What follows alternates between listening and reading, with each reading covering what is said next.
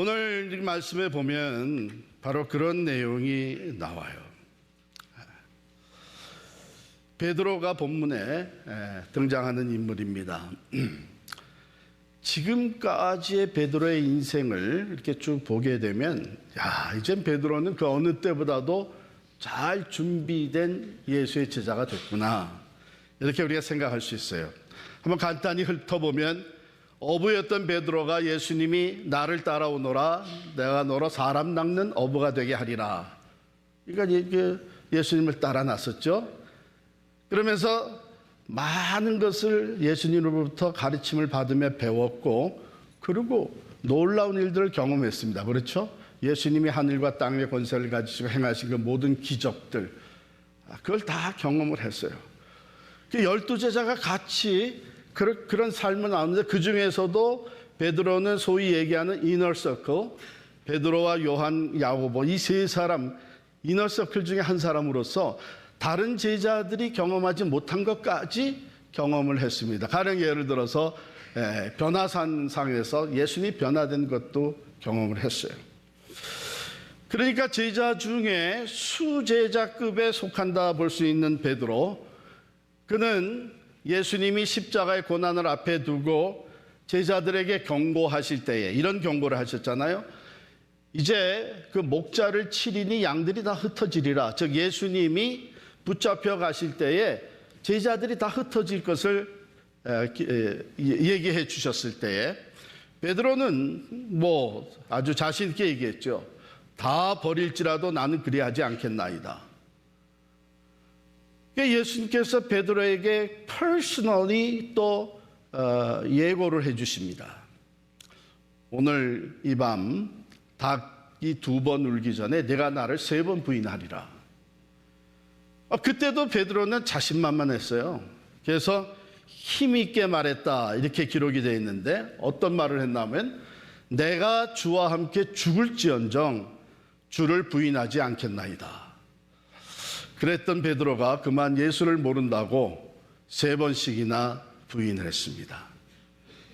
예수님이 가장 고독하고 고통을 당하시는 그때에 따라가기는 끝까지 따라갔는데, 그만 거기서 예수를 모른다고 3번씩이나 부인하는 제자로서는 아주 치명적인 죄를 졌죠. 그것으로 말미암아 그는 나고자 제자로서 또 그 인생의 실패자가 된 거나 마찬가지였습니다. 그런데 부활하신 주님을 베드로가 만나고 부활의 증인이 됐습니다.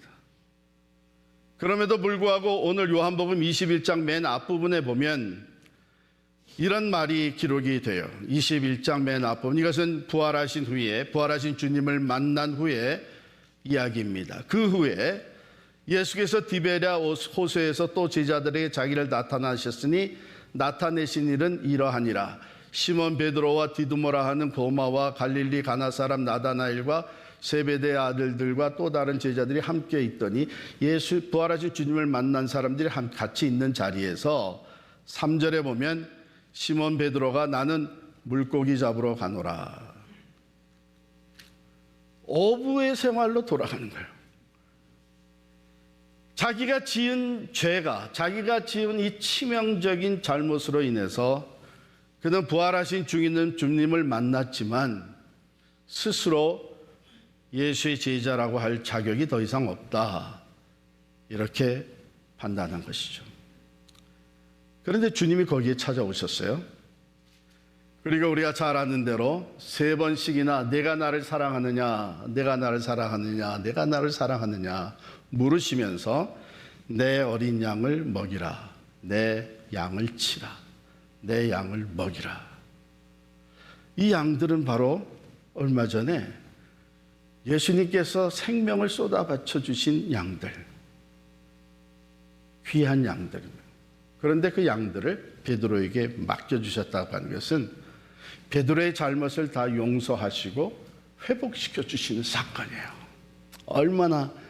얼마나 참 베드로에게 큰 위로와 또한 새로운 용기가 되었겠습니까? 그러고 나서 예수님이 18절 19절에 보면 이런 말씀을 하십니다. 우리 다 같이 읽을까요? 18절 19절입니다. 시작. 내가 진실로 진실로 내게 이르노니 내가 젊어서는 스스로 띠뛰고 원하는 곳으로 다녔거니와 늙어서는 내 팔을 벌리리니 남이 내게 띠띠우고 원하지 아니한 곳으로 데려가리라. 이 말씀을 하시면 베드로가 어떠한 죽음으로 하나님께 영광을 돌릴 것을 가리키심이라. 이 말씀을 하시고 베드로에게 이르시되 나를 따르라 하시니. 이것은 베드로가 순교하게 될 것을 말씀하신 거예요. 복음을 전하다가 예수 그리스도의 제자로서 충실하게 십자가와 부활의 예수 그리스도를 증거하다가 그가 붙들려서 결국은 십자가에 달려 순교하게 될 것을 말씀하신 거예요. 이 말씀을 하시면서 베드로에게 나를 따르라 19절 마지막에 이렇게 기록이 되어 있습니다. 베드로가 따르는 거예요. 받은 은혜가 너무나 감사하고 회복시켜주신 그 사랑과 은혜에 힘입어서 그는 정말 자기가 말한 대로 죽을지언정 내가 주를 따르겠다. 순교를 각오하고 주를 따릅니다. 자, 그러면 오랫동안 3년 동안 배우고 또 경험하고 자기가 실수도 했지만 또 다시 회복되고 그리고 믿음의 결단을 가지고 이제는 정말 죽음의 자리까지 내가 주를 따르겠다. 그럼 다 된 거 아니에요?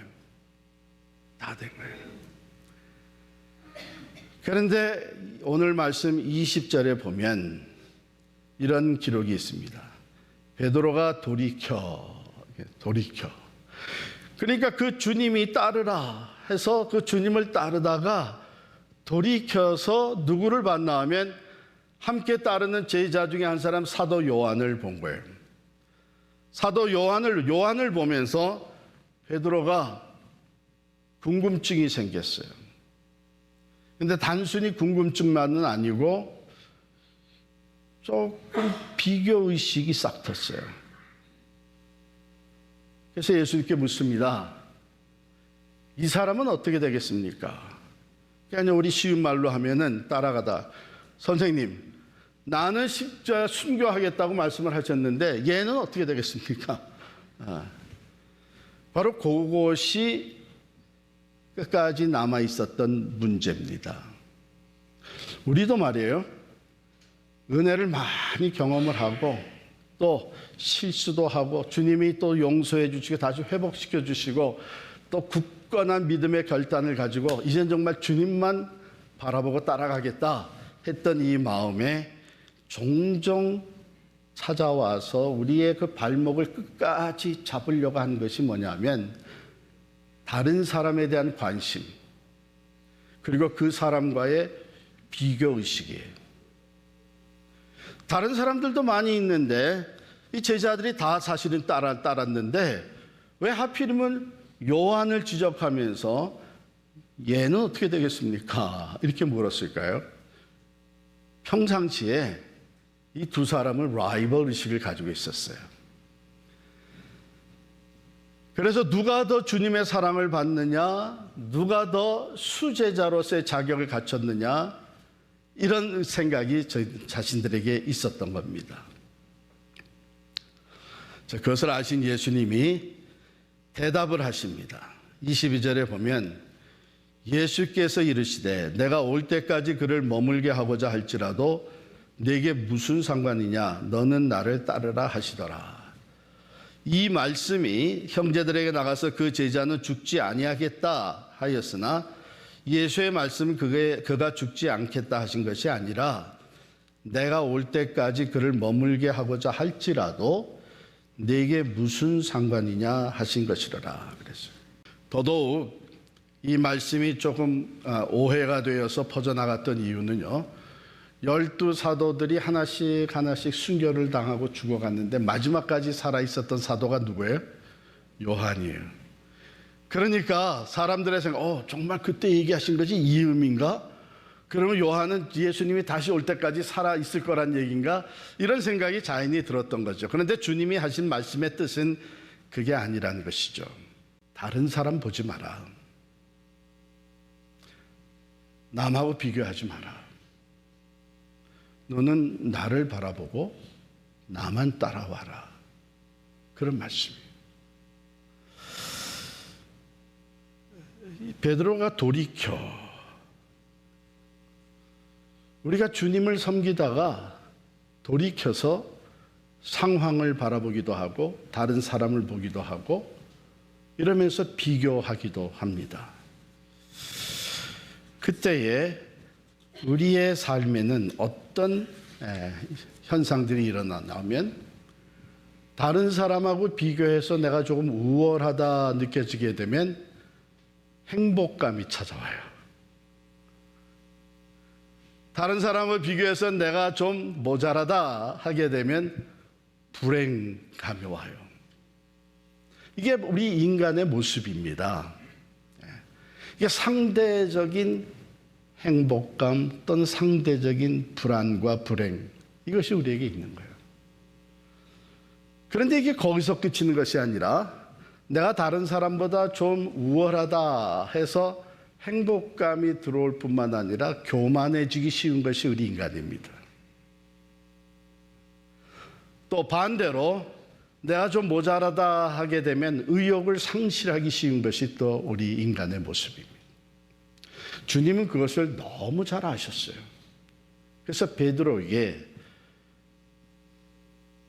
그게 너랑 무슨 상관이야? It's none of your business. 너는 나만 바라보고 따라와라. 그런 말씀이에요. 여러분, 분명히 우리가 기억해야 될 것은요, 하나님이 우리를 이제 평가하실 때에 능력의 차이에 따라 평가하는 거 아닙니다. 소유의 차이에 따라서 또는 경험의 크고 많은 것, 그걸로 평가하는 것이 절대로 아닙니다. 하나님이 우리를 평가하시는 것, 주님께서 우리를 평가하시는 것은 It's a faithfulness. 얼마나 신실했느냐. 하나님의 부르심에, 하나님이 내게 맡겨주신 그 은사에 내가 발견한 하나님은 나를 통해서 이러한 뜻을 이루시기를 원하신다고 하는 그 소명에 내가 얼마나 신실했느냐 하는 것이 궁극적인 평가입니다.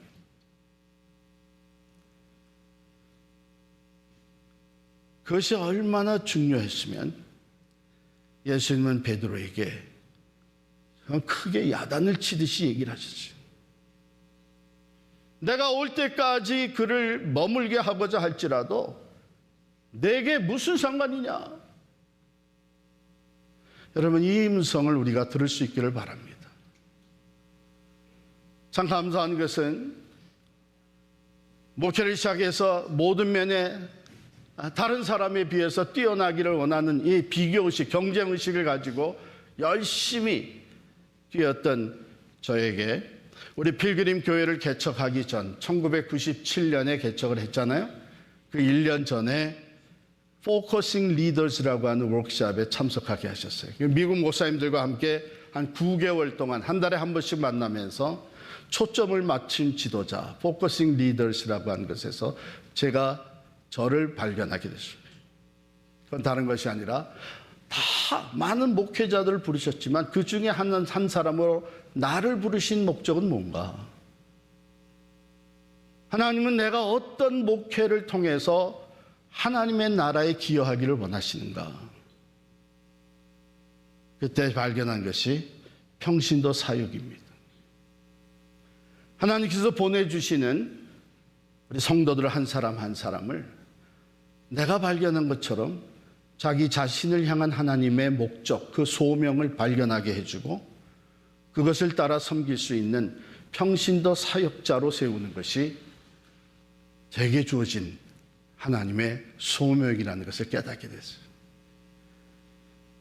그래서 그것을 향해서 우리 개척 이후에 계속 나오는 동안에 저희 교회 평신도 사역자들이 많이 세워지게 되고 그것은 결국 최근에 우리가 사용하는 용어로 하면 미셔널 라이프를 살아가는 평신도 사역자들이 많이 세워지게 됐습니다. 얼마나 기쁜지 몰라요. 우리는 나를 다른 사람들과 비교하면서 다른 사람에 대한 관심을 가지면서 살다 보면 나를 잃어버리게 됩니다. 나를 향한 하나님의 목적을 상실하게 됩니다. 여러분 한 사람 한 사람을 향한 하나님의 특별한 목적이 있는 것을 믿으시기를 바랍니다. 그렇습니다.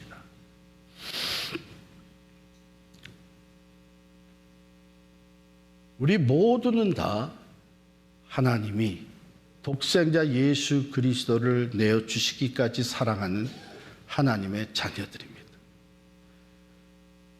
그리고 우리 모두를 다 하나님 나라를 위한 일꾼으로 부르셨어요. 그런데 우리가 일하는 사람들이 모인 데 가면은 그 사람들이 다 똑같은 일을 하고 있는 것이 아니죠. 자기에게 주어진 능력, 재능, 기술, 경험 이것에 따라서 일을 다 분담해서 집을 세우고 건물을 짓고 하는 것 아니에요.